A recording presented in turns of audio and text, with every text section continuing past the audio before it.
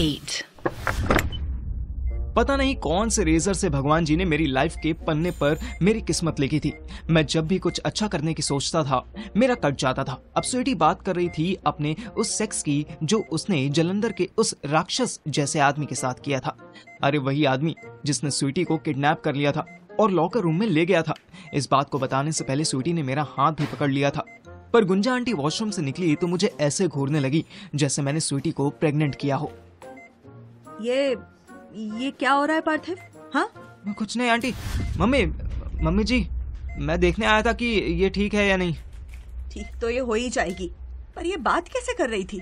क्या क्या क्या चल रहा है तुम दोनों के बीच में? हाँ, क्या क्या इसीलिए मेरी बेटी की तबीयत खराब है?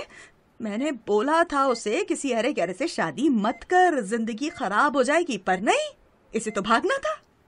आंटी, मम्मी आप अचानक से इतना शक क्यों कर रही हो? मैं सच कह रहा हूँ, ये स्वीटी जो भी बकवास कर रही थी उसमें मेरा कोई रोल नहीं था। इनफैक्ट मैंने तो इसे बचाया था। स्वीटी तू बोल ना कुछ। हाँ, दिख तो रही है ये बची हुई, बेचारी का क्या हाल हो गया है। स्वीटी गुंजा आंटी की तरफ देखकर स्माइल करने लगी। स्वीटी दांत मत दिखा, बता इनको कि तेरी इस हालत में मेरा कोई दोष नहीं है। रहने दो, मैं इसे जानती हूँ अच्छे से। अथर्व की मुंह बोली बहन है ना ये। सुमी दीदी के घर किटी पार्टी में मिली हूँ मैं इससे। ओहो मम्मी, आप मेरा बिलीव करो, मैंने इसके साथ कुछ नहीं किया है। स्वीटी मनहूस बीच में बोल पड़ी। अच्छा, कभी कुछ नहीं किया? स्वीटी के फेस पर ऐसी ठरकी स्माइल आई कि गुंजा आंटी का डाउट और बढ़ गया। जरूर किया होगा। तुम ना मेरी बेटी के आस पास भी मत दिखना। जाओ यहाँ से, अपने घर जाओ। अच्छी भली लड़की हमारी बर्बाद हो गई।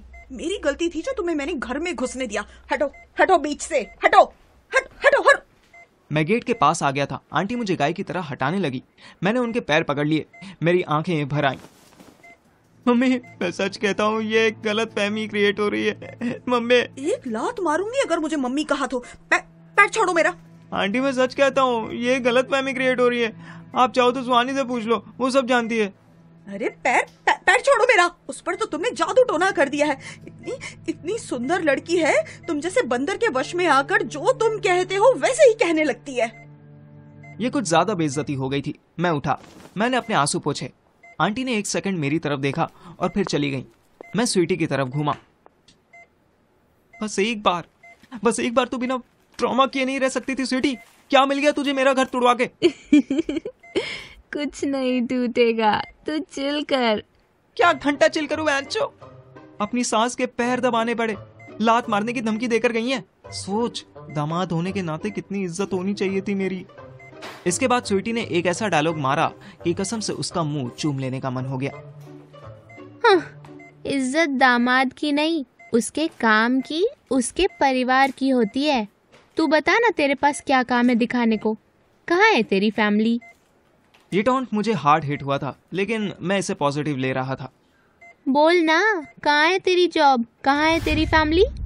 देख, जॉब का तो ऐसा है कि ब्लो छोड़कर मैं बाकी कोई भी जॉब करने को तैयार हूँ। और रही बात फैमिली की, तो darling head of the family को आज गंगा जी में बहा कर आया हूँ और lady of the house private hospital में पड़ी आंसू बहा रही हैं। But I got your point, तो सही कह रही है। मैं सही ही कहती हूँ, मैं तो करती भी सही हूँ। अब तू ज्यादा उड़ रही है। सही कर करके यहाँ हॉस्पिटल में पहुँच गई। इतनी दूर से बात मत कर, अपना हाथ दे, गरम गरम अच्छा लग रहा था। अबे चल, तुझे तो अब मैं अपना यूज्ड कॉन्डम भी ना दूं। तेरी मेरी दोस्ती आज से खत्म, बाय। अरे ये क्या कर रहा है तू? कहाँ जा रहा है? अभी तो मेरी तारीफ कर रहा था। तेरी ही बात मानने जा रहा हूँ। काम ढूंढता हूँ कोई। मेरी माँ दूसरे हॉस्पिटल में है, उनके पास जाके बैठता हूँ। यहाँ रहूँगा तो किसी ना किसी से झगड़ बैठूंगा। और मेरा क्या होगा? तेरा बच्चा होगा, या जो होगा अच्छा होगा। मैं सच में उसे छोड़कर निकलने लगा। रुक ना, मैं अकेले कैसे रहूंगी यहाँ? रहने दो, तू आई बड़ी अकेले। मुझे प्रोसेस करने में 2-4 मिनट ज़्यादा लग गए, क्योंकि मैं ऑलरेडी टेंस हूँ। 2 रातों से सोया नहीं हूँ और भूख के मारे मेरी हालत ख़राब हो रही है। वरना जब गुंजा आंटी इस वॉशरूम से निकली ना, मैं तभी समझ जाता कि वो तुझे देखने, तेरा हाल चाल लेने आई थी। स्वीटी स्माइल करने लगी। देख, आ गई ना मुस्कान चेहरे पे। तू ना बहुत कमीनी लड़की है, मुझे तुझसे अब कोई बात ही नहीं करनी है। स्वीटी ने लास्ट ट्राई मारा। अरे नहीं ना, वो तो सिर्फ वॉशरूम यूज करने आई थी, मुझे देखने क्यों आएंगी भला?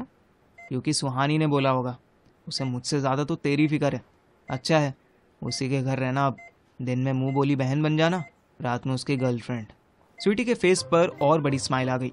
कमाल थी ये लड़की। मैंने एक से एक ठरकी देखे थे पर स्वीटी जैसी ठरकुल्ली कभी नहीं देखी, जो एक्सेसिव सेक्स की वजह से हॉस्पिटलाइज्ड हुई थी और फिर भी सेक्स करने के सपने देख रही थी। मैं रूम से बाहर निकला ही था कि गुंजा आंटी वहीं दीवार से चिपकी हमारी बातें सुनती पकड़ी गईं। ये मेरी फ्रस्ट्रेशन की आज की आखिरी शिकार बनी। क्या हुआ आपको? दीवार पर क्यों चिपकी हुई थी? वो मैं कहाँ चिपकी थी? मैं तो सुहानी से बात करके आ रही थी। उसने कहा था कि तुम कहाँ हो, एक बार मिलना है। बहाने मत बनाओ आप मेरे सामने। मैं झट से पकड़ लेता हूँ कि मन में क्या चल रहा है और मुंह पे क्या है। आप इस रूम से तो निकली थी पर कहीं गई नहीं, यहीं बैठी रही। हाँ? मैं क्यों तुमसे झूठ बोलूंगी? मैं क्या डरती हूँ तुमसे? हाँ। आप मुझसे नहीं अपनी बेटी से डरती हो कि वो मेरे नाराज होने पर कोई ड्रामा ना कर बैठे। आफ्टर ऑल माँ हो ना। बच्चे चाहे 10 बार इज्जत का फालूदा बनवा दें पर माँ को फिर भी प्यारे ही लगते हैं। ऊपर से इकलौती लड़की है, इसलिए आपको मुझे झेलना पड़ रहा है। अचानक उनकी टोन चेंज हो गई।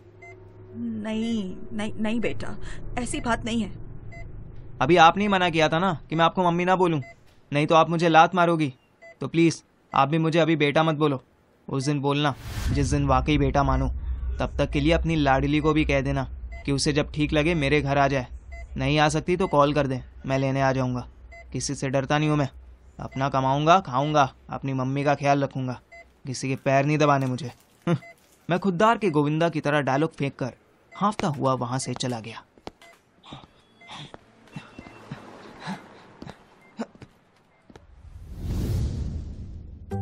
मैं 9 बजे डिनर पैक करवा के मम्मी के पास पहुंचा। वो आंख बंद करके लेटी हुई थी पर सो नहीं रही थी। मेरी मम्मी जब सोती थी तब वो लेफ्ट या राइट करवट ले लेती थी, लेकिन जब वो स्ट्रेट लेट कर आंखें बंद किए मिले तो मैं समझ जाता था कि वो कुछ सोच रही थी। मम्मी उठो, खाना लाया हूँ। तू ही खा ले, मुझे भूख नहीं है। भूख तो खाने को देखकर आ जाएगी। गणेश से रोटी लाया हूँ। गणेश रेस्टोरेंट में मेरे और मम्मी के लिए पार्टी प्लेस था। जब कभी किसी अच्छे दिन में मेरे बाप का फोन आ जाता था कि आज रात वो घर नहीं आएंगे, तब हम इसी रेस्टोरेंट से खाना मंगवाते थे। मम्मी की नाक में पनीर बटर मसाला की खुशबू गई, साथ में बटर नान, ग्रीन चटनी और विनेगर वाले ऑनियन रिंग्स थे। आफ्टर ऑल मैं उन्हीं का बेटा था। जब मैं इतना बड़ा भुक्कर था तो मम्मी कैसे ना होती, पर फिर भी वो बोल पड़ी। शर्म कर बेटा, कुछ तो शर्म कर। आज तू अस्थियां बहा के आया है। आपको कैसे पता? तेरे ताऊ के लड़के ने इंस्टाग्राम पे स्टोरी लगाई है। ओह, हाथ बेवकूफ़ है वो। पर विसर्जन हो गया ना, अब तो खा सकते हैं। हम तो वहाँ बेड़मी पूरी खा कर आए थे। तू खा बेटा, तू खा। तेरे पापा को सोचकर मन नहीं होता खाने का। मम्मी आपको पता है आज मुझे क्या पता चला? ऐसा क्या पता चल गया तुझे? हाँ, मुझे पता चल गया कि आप क्यों मेरे इरिटेटिंग, अब्यूजिंग, इम्पल्सिव बाप को टॉलरेट कर लेती थी। मुझे ये भी पता चला कि वो एक्चुअली रियली कैसे आदमी थे और उन्होंने फेस पर कैसा मास्क लगाया हुआ था।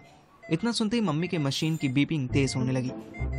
हे भगवान, तुझे ये सब किसने बताया? मैंने मम्मी को रिकॉर्डेड मैसेज के बारे में बस उतना बताया जितना जानने से उनकी हार्ट बीट नॉर्मल हो जाती।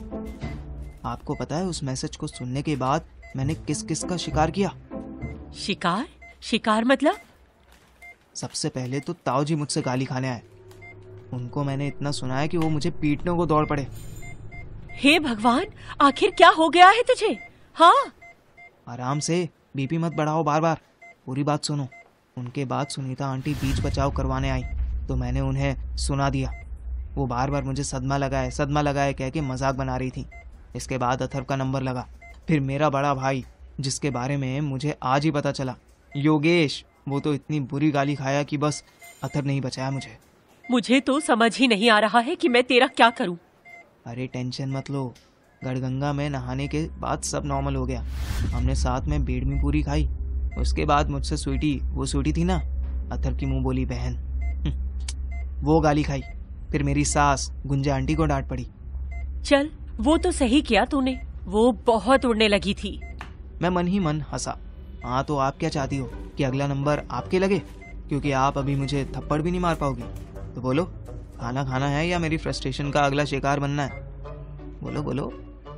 मम्मी मेरा मुंह देखकर हंस दी। मैं भी हंस दिया। मैंने उसी हंसी से खुले हुए मुंह में रोटी के टुकड़े पर थोड़ा सा पनीर और थोड़ी सी चटनी लगाकर उनका अनप्लान्ड व्रत तोड़ दिया।